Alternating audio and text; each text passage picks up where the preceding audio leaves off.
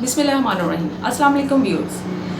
آج کی اس ویڈیو میں آپ کے ساتھ یہ ڈسکس کروں گی کہ ایجوکیشن کی کون کون سی اقسام ہیں. تو آج کی اس ویڈیو میں آپ کو تعلیم کی مختلف اقسام کے بارے میں بتاؤں گی. تو ویورز آتے ہیں ہم اپنے ٹاپک کی طرف. جب ہم تعلیم کی بات کرتے ہیں تو تعلیم سے مراد یہ ہے کہ انسان کے رویے میں تبدیلی ہو، اور یہ تبدیلی جو ہے یہ اس کے مختلف تجربات کی بنیاد پر ہوتی ہے.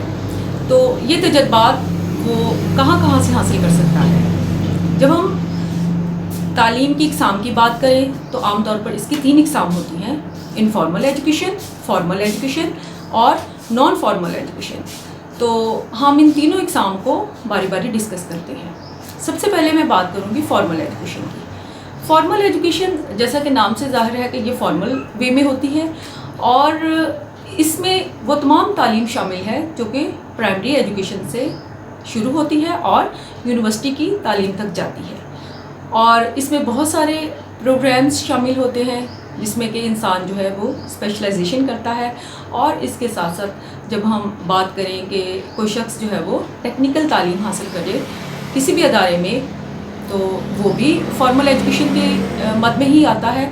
فارمل ایجوکیشن جو ہے وہ ایک ایسا پروسیس ہے کہ جس کے ذریعے ایک شخص جو ہے وہ مختلف ذرائع سے، جن میں اسکول ہیں، کالج ہیں، یونیورسٹیز ہیں، اس کے ساتھ ساتھ مختلف قسم کے جو مذہبی ادارے ہیں، وہاں سے نالج حاصل کرے یا اسکلز حاصل کرے، اور اس کی بنیاد پر اس کے رویے میں تبدیلی پیدا ہو، تو اس سے مراد فارمل ایجوکیشن ہے. جب ہم فارمل ایجوکیشن کی تعریف کریں تو اس کی تعریف یوں بنتی ہے کہ it runs from primary to university education and it includes various academic studies programs which include specialized programs, and it also include the instructions for technical education. It involves education from primary to university education in a structured way, and it is a process of developing people in knowledge, skills and attitudes. اگر ہم اس کی خصوصیات کی بات کریں تو اس کی خصوصیات یوں بنتی ہیں کہ سب سے پہلے تو یہ جو تعلیم ہے یہ پری پلانڈ ہوتی ہے. اس کے لیے باقاعدہ منصوبہ بندی کی جاتی ہے. مثلاً سب سے پہلے اس کے لیے آبجیکٹیو سیٹ کیے جاتے ہیں، کریکولم سیٹ کیا جاتا ہے، اور پھر اس کے لیے پراپر جو ہے وہ ٹیچرز کی ارینجمنٹ کیا جاتا ہے، اور ان کو خاص کریکولم کے حوالے سے ٹریننگ دی جاتی ہے.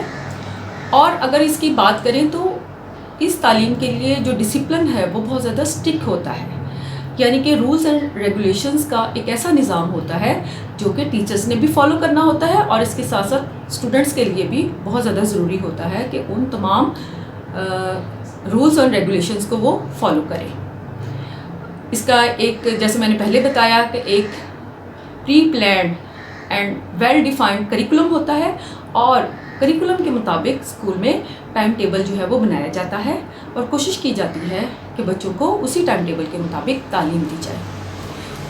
جب ہم یہ فارمل ایجوکیشن کی بات کرتے ہیں تو نہ صرف کلاس روم کے اندر کی تعلیم اس میں شامل ہے، بلکہ اس کے ساتھ ساتھ، جیسا کہ میں نے اپنی پچھلی ویڈیو میں آپ کو بتایا تھا کہ کریکولم میں نہ صرف کلاس روم کے اندر پڑھائی جانے والی تعلیم شامل ہے، بلکہ کریکولم میں وہ تمام ایکٹیویٹیز شامل ہیں جو کہ بچے کی پرسنالٹی کے لیے اور اس کے ساتھ ساتھ اس کی ایک بیلنس ڈیولپمنٹ کے لیے بہت زیادہ ضروری ہوتی ہیں.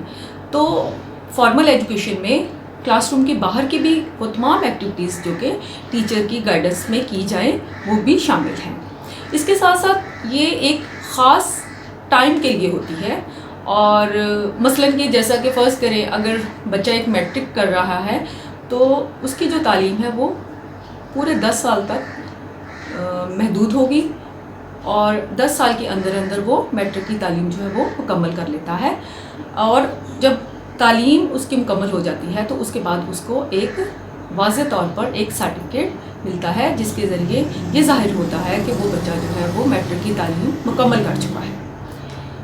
فارمل کے بعد اب میں بات کروں گی انفارمل ایجوکیشن کی. انفارمل ایجوکیشن کی اگر ہم تعریف کریں تو یہ ایک wise, respectful and spontaneous way of education, and it works through conversation, exploration and enlargement of experiences.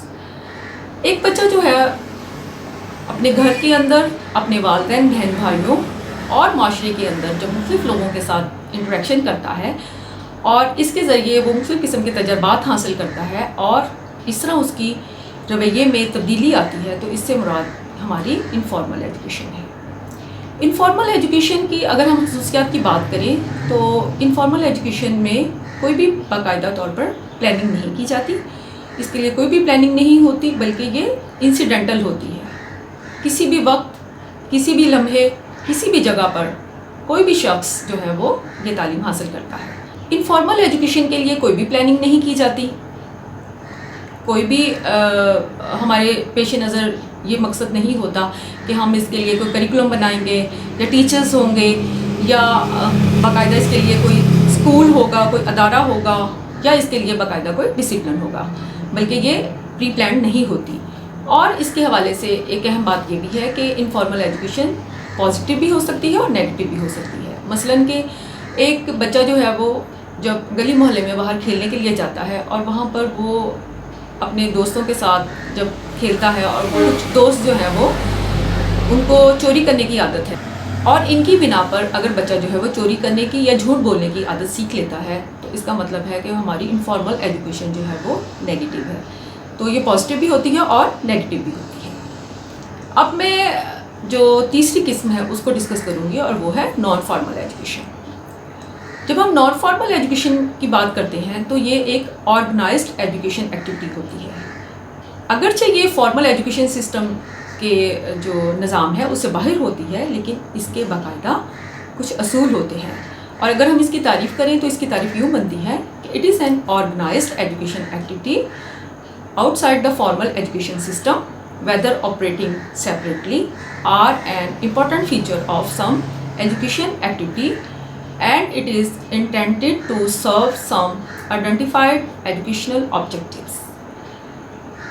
जब हम नॉन फॉर्मल एजुकेशन की बात करें तो ये एक होमोजीनियस ग्रुप्स के लिए होती है, यानी कि ऐसा ग्रुप जो कि अपनी मसरूफियत की बिना पर या अपनी कुछ घरेलू प्रॉब्लम्स की बिना पर बाकायदा फॉर्मल एजुकेशन नहीं हासिल कर पाता, तो ये उन लोगों के लिए होती है कि जो घरों में रहकर या हो सकता है कि बाज़ औक़ात वो ऐसी जॉब कर रहे होते हैं कि उनके लिए पॉसिबल नहीं होता कि वो फॉर्मल एजुकेशन हासिल कर सकें, यानी बाकायदा तौर पर वो कुछ टाइम के लिए जैसा कि रोज़ाना की बुनियाद पर 5 या 6 घंटे का स्कूल का एक टाइम है वहाँ पर जाकर तालीम हासिल कर पाएँ।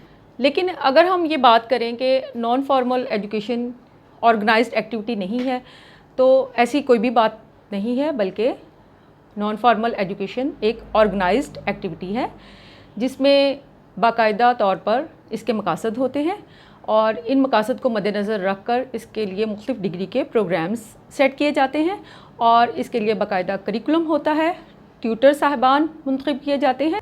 चुनाचे एक जगह मुंतखब कर ली जाती है जहाँ पर मुख्तलिफ़ इलाक़ों के जो बच्चे हैं वो इकट्ठे होते हैं और ट्यूटर साहिबान उन बच्चों की गाइडेंस करते हैं। गोया ये भी एक ऑर्गेनाइज्ड एजुकेशन एक्टिविटी है।